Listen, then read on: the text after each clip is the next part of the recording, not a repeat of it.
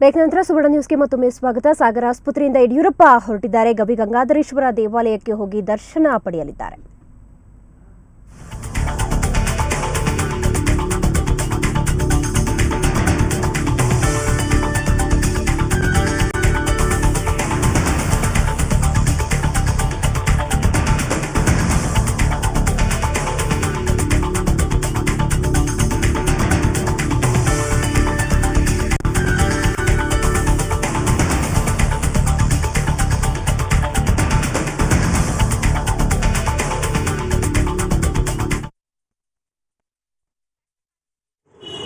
गाड़ी मुझे कर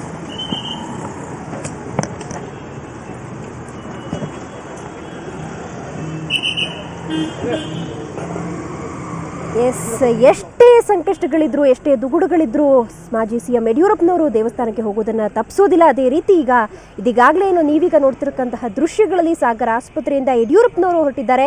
ನೀವೀಗ ಗಮನಿಸ್ತಾ ಇರ್ಬೋದು, ಯಡಿಯೂರಪ್ಪಗೆ VS ಆಚಾರ್ಯ ಅವರು ಜೊತೆಗೆ ಸೋಮಣ್ಣ ಅವರು ಕೂಡ ಸಾಥ್ ನೀಡಿದ್ದಾರೆ. ಇದೀಗಾಗಲೇ ಗವಿ ಗಂಗಾಧರೇಶ್ವರ ದೇವಸ್ಥಾನಕ್ಕೆ ಹೋಗಿ ದರ್ಶನವನ್ನ ಪಡೆಯಲಿದ್ದಾರೆ. BSY ಜೊತೆ ಇದೀಗಾಗಲೇ VS ಆಚಾರ್ಯರು ಹಾಗೆ ವಿ ಸೋಮಣ್ಣ ಅವರು ಕೂಡ ಸಾಥ್ ನೀಡಿದ್ದಾರೆ. ಒಟ್ಟಾರೆ ಇದಾಗಲೇ ಹೇಳಿದಂತೆ ಎಷ್ಟೇ ಕಷ್ಟ ಇರ್ಬೋದು, ಎಷ್ಟೇ ದುಗುಡ ಇರ್ಬೋದು ಮನಸ್ಸಲ್ಲಿ, ಆದರೆ ದೇವಸ್ಥಾನ ಸುತ್ತುವಂತಹ ಒಂದು ಕಾರ್ಯ ಯಡಿಯೂರಪ್ಪನವರ ನಿತ್ಯ ಪ್ರವೃತ್ತಿಯಲ್ಲಿತ್ತು ಅಂದರೆ ತಪ್ಪಾಗಲಾರದು. ಅದೇ ರೀತಿ ಇದೀಗಾಗಲೇ ಅನಾರೋಗ್ಯ ನಿಮಿತ್ತ ಆಸ್ಪತ್ರೆಗೆ ದಾಖಲಾಗಿದ್ದಂತಹ BSY ಸಾಗರ ಆಸ್ಪತ್ರೆಯಿಂದ ಇದೀಗ ತಾನೇ ಹೊರಟಿದ್ದಾರೆ. ನೀವೀಗ ಆ ನೇರ ದೃಶ್ಯಾವಳಿಗಳನ್ನು ಗಮನಿಸ್ತಾ ಇದ್ದೀರಾ.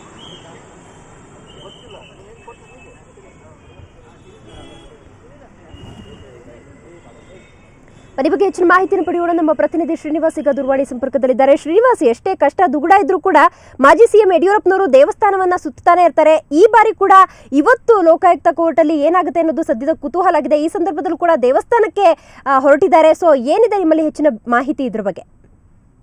ಏನು ಇವತ್ತು ಕೋರ್ಟ್ಗೆ ಹಾಜರಾಗಬೇಕಾಗಿತ್ತು, ಯಡಿಯೂರಪ್ಪನವರು ಕೋರ್ಟ್ಗೆ ಹಾಜರಾಗುತ್ತೆ ಲೋಕಾಯುಕ್ತ ನ್ಯಾಯಾಲಯ ತಿಳಿಸಿತ್ತು. ಸೊ ಇವತ್ತು ಕೂಡ ಯಡಿಯೂರಪ್ಪನವರಿಗೆ ಸಿದ್ಧತೆ ಮಾಡ್ಕೊಂತಾ ಇದ್ದಾರೆ ಅಂತ ಹೇಳ್ಬೋದು. ಇವತ್ತು ಸಾಗರ ಆಸ್ಪತ್ರೆಗೆ ಭೇಟಿ ನೀಡಿದ್ರು ಯಡಿಯೂರಪ್ಪನವರು. ಸೊ ಆ ಸಂದರ್ಭದಲ್ಲಿ ಮಾಧ್ಯಮ ಪ್ರತಿನಿಧಿಗಳೊಂದಿಗೆ ಮಾತಾಡಿದ್ರು. ನಾನು ಮಾಜಿ ಮುಖ್ಯಮಂತ್ರಿಗಳಾಗಿ ನ್ಯಾಯಾಲಯಕ್ಕೆ ಗೌರವ ಕೊಡುವಂತವನಿದ್ದೇನೆ. ಸೊ ನ್ಯಾಯಾಲಯ ಯಾವುದೇ ತೀರ್ಪು ಕೊಟ್ಟರು ಕೂಡ ನಾನು ಬದ್ಧನಾಗಿದ್ದೇನೆ. ಸೊ ಇವತ್ತು ಮಧ್ಯಾಹ್ನ ನಾನು ಕೋರ್ಟ್ಗೆ ಆಗ್ತೀನಿ ಅಂತ ಒಂದು ಮಾತನ್ನ ಸ್ಪಷ್ಟಪಡಿಸಿದ್ರು. ಕಳೆದ ಶುಕ್ರವಾರ ನಡೆದಂತಹ ವಿಚಾರಣೆಗೆ ನಾನು ಬರ್ಲಿಕ್ಕೆ ಆಗ್ಲಿಲ್ಲ, ನನಗೆ ಮೈಗೆ ಹುಷಾರಿಲ್ಲದ ಕಾರಣ ಕೋರ್ಟ್ಗೆ ಹಾಜರಾಗಲು ಸಾಧ್ಯ ಆಗ್ಲಿಲ್ಲ. ಆ ನಿಟ್ಟಿನಲ್ಲಿ ಇವತ್ತು ಕೋರ್ಟ್ ಆದೇಶ ನೀಡಿದೆ, ಇವತ್ತು ನೀವು ಖುದ್ದಾಗಿ ಹಾಜರಾಗಬೇಕು ಅನ್ನೋದಕ್ಕೆ ಖಂಡಿತವಾಗ್ಲೂ ಹಾಜರಾಗ್ತೀನಿ ಅಂತ ಯಡಿಯೂರಪ್ಪನವರು ಸ್ಪಷ್ಟಪಡಿಸಿದ್ದಾರೆ. ದಿವ್ಯಾ, ಅಲ್ಲದೆ ಈಗಷ್ಟೇ ಸಾಗರ ಆಸ್ಪತ್ರೆಯಿಂದ ಹೊರಗಡೆ ಹೋಗಿದ್ದಾರೆ ಯಡಿಯೂರಪ್ಪನವರು.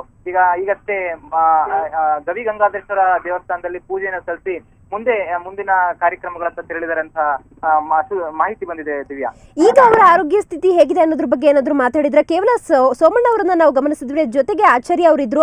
ಸೊ ಇನ್ಯಾರಾದ್ರೂ ಕುಟುಂಬಸ್ಥರನ್ನ ನೀವು ಕಾಣಬಹುದಾಗಿತ್ತ? ಒಟ್ಟಾರೆ ಹೇಗಿತ್ತು ಅಲ್ಲಿ ವಾತಾವರಣ ಅಂತ? ದಿವ್ಯಾ, ಯಡಿಯೂರಪ್ಪನವರಿಗೆ ಇಬ್ರು ತಮ್ಮ ಹೆಣ್ಮಕ್ಳು ಸಾಥ್ ನೀಡಿದ್ರು. ತಾರಾದೇವಿ ಮತ್ತೆ ಉಮಾದೇವಿ ಅವರು ಸಾಥ್ ನೀಡಿದ್ರು. ಅಲ್ಲದೆ ವಸತಿ ಸಚಿವ ಸೋಮಣ್ಣ ಆಗಿರ್ಬಹುದು, ಮತ್ತೆ ಉನ್ನತ ಶಿಕ್ಷಣ ಸಚಿವ VS ಆಚಾರ್ಯ ಅವರು ಕೂಡ ಸಾಗರ ಆಸ್ಪತ್ರೆಗೆ ಬಂದು ಒಂದು ಆರೋಗ್ಯವನ್ನ ವಿಚಾರಣೆ ಮಾಡಿದ್ರು. ಅಲ್ಲದೆ ಈಗಷ್ಟೇ ಅವರು ದೇವಸ್ಥಾನಕ್ಕೆ ಹೋದ್ರು. ಅವರ ಜೊತೆ ಕೂಡ ಸೋಮಣ್ಣ ಹಾಗೂ VS ಆಚಾರ್ಯ ಅವ್ರ ಜೊತೆಗೆ ಹೋದ್ರು. ಸೊ ಅವ್ರ ಮಕ್ಕಳು ಕೂಡ ಅವ್ರಿಗೆ ಸಾಥ್ ನೀಡಿದ್ದಾರೆ. ಸೊ ಈಗ ದೇವಸ್ಥಾನದಲ್ಲಿ ಪೂಜೆ ನೆರವೇರಿಸಿದ ನಂತರ ಮುಂದಿನ ಕಾರ್ಯಕ್ರಮಗಳಿಗೆ ಯಡಿಯೂರಪ್ಪನವರು ತೆರಳಿದ್ದಾರೆ.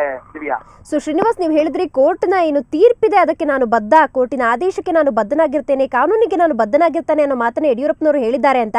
ಸೊ ಈಗ ನೀವು ಕೇಳಿಲ್ವಾ ಪ್ರಶ್ನೆಯನ್ನ, ಈ ರೀತಿ ಆದ್ರೆ ನೀವು ಮಾಡಿದ ತಪ್ಪನ್ನು ಒಪ್ಕೊಂಡಂತ ಆಗ್ಲಿಲ್ವಾ ಅಂತ ಕೇಳಿಲ್ವಾ? ಏನ್ ಹೇಳಿದ್ರು ಅದಕ್ಕೆ ಯಡಿಯೂರಪ್ಪನವರು? ಅವರು ಹೇಳೋ ಪ್ರಕಾರ ದಿವ್ಯಾ, ಯಡಿಯೂರಪ್ಪನವರು ಅವರು ಇಷ್ಟೇ ಮಾತು ಹೇಳಿದ್ರು ಮಾಧ್ಯಮ ಪ್ರತಿನಿಧಿಗಳಿಗೆ, ನಾನು ಮಾಜಿ ಮುಖ್ಯಮಂತ್ರಿ ಇದ್ದೇನೆ. ಸೊ ನಾನು ನ್ಯಾಯಾಲಯಕ್ಕೆ ಗೌರವ ಕೊಡ್ತೀನಿ, ನ್ಯಾಯಾಲಯ ಯಾವುದೇ ಒಂದು ತೀರ್ಪು ನೀಡಿದ್ರು ಸಹ ನಾನು ಅದಕ್ಕೆ ತಲೆ ಬಾಗ್ತೀನಿ. ಸೊ ನನ್ನ ನನ್ನ ಮೇಲೆ ಬಂದಿರುವಂತಹ ಆರೋಪಗಳನ್ನೆಲ್ಲ ನಾನು ಜಯಿಸಿ ಬರ್ತೀನಿ. ಸೊ ಈ ನಿಟ್ಟಿನಲ್ಲಿ ಮಾಜಿ ಮುಖ್ಯಮಂತ್ರಿಗಳಾಗಿ ನ್ಯಾಯಾಲಯಕ್ಕೆ ಗೌರವ ಕೊಡೋದು ನನ್ನ ಕರ್ತವ್ಯ. ಈ ನಿಟ್ಟಿನಲ್ಲಿ ನ್ಯಾಯಾಲಯ ಯಾವುದೇ ರೀತಿಯ ತೀರ್ಪು ಕೊಟ್ಟರು ಕೂಡ ನಾನು ಅದಕ್ಕೆ ಗೌರವ ಕೊಡ್ತೀನಿ ಅನ್ನೋ ಮಾತನ್ನ ಸ್ಪಷ್ಟಪಡಿಸಿದ್ರು. ದಿವ್ಯಾ, ಓಕೆ ಶ್ರೀನಿವಾಸ್, ನಿಮ್ಮೆಲ್ಲ ಮಾಹಿತಿಗಾಗಿ ಧನ್ಯವಾದ.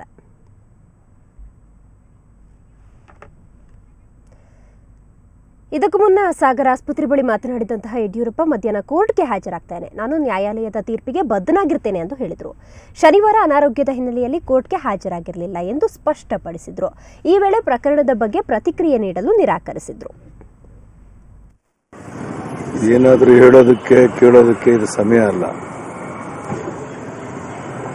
ಒಬ್ಬ ಮಾಜಿ ಮುಖ್ಯಮಂತ್ರಿಯಾಗಿ ಜುಡಿಷಿಯರಿಗೆ ಅತ್ಯಂತ ಗೌರವ ಕೊಡಬೇಕಾದಂಥದ್ದು ನನ್ನ ಕರ್ತವ್ಯ. ಮೊನ್ನೆ ಆರೋಗ್ಯ ಸರಿ ಇರೋದ್ರಿಂದ ಹೋಗಕ್ಕಾಗಲಿಲ್ಲ. ಇವತ್ತು ಮಧ್ಯಾಹ್ನದ ಮೇಲೆ ಬರಬೇಕು ಅಂತ ತಿಳಿಸಿದ್ದಾರೆ. ಮಧ್ಯಾಹ್ನ ಹೋಗ್ತಾ ಇದ್ದೇನೆ. ನ್ಯಾಯಾಲಯ ಏನು ತೀರ್ಪು ಕೊಡುತ್ತೆ ಅದು ತಲೆಬಾಗ್ತದೆ. ಮಾಧ್ಯಮದ ಸ್ನೇಹಿತರು ಇವತ್ತನ್ನು ನಾನು ಕೋರ್ಟ್ ಹಾಲ್ನಲ್ಲಿ ನೋಡೋದಕ್ಕೆ ತುಂಬಾ ಉತ್ಸುಕರಾಗಿದ್ದೀರಾ. ಜನತೆನ ಸ್ವಾಭಾವಿಕವಾಗಿ ಮುಂದೆ ಏನಾಗಬಹುದು ಅಂತ ಕಾತುರತೆಯಿಂದ ನೋಡ್ತಾ ಇರ್ತಾರೆ. ಸೊ ಈ ಸಂದರ್ಭದಲ್ಲಿ ನಾನು ಯಾವುದೇ ಪ್ರತಿಕ್ರಿಯೆ ವ್ಯಕ್ತಪಡಿಸಕ್ಕೆ ಸಿದ್ಧ ಇಲ್ಲ. ಕೋರ್ಟ್ಗೆ ಮಧ್ಯಾಹ್ನ ಹಾಜರಾಗ್ತದೆ. ಕಳೆದ ಅನೇಕ ವರ್ಷಗಳಿಂದ ಹೋರಾಟ ಮಾಡಿಕೊಂಡು ಈ ದೇಹ ಸಾಕಷ್ಟು ಅದಕ್ಕೆ ಹೊಂದ್ಕೊಂಡು ಹೋಗ್ತಾ ಇದೆ. ಅದೇ ಒಂದ್ಸಲಿ ಡಾಕ್ಟರ್ಸ್ ಒಂದ್ಸಲಿ ಜನರಲ್ ಚೆಕಪ್ ಮಾಡಬೇಕು ಅಂತಷ್ಟು ಎಲ್ಲವನ್ನ ECG ಇದೆಲ್ಲ ಮಾಡಬೇಕು ಅಂತ ಹೇಳಿದ್ರು. ಅದಕ್ಕೆ ಹೋಗಿ ಬಂದೆ ಎಲ್ಲವನ್ನ. ಐ ಥಿಂಕ್ ಆ ಕಡೆ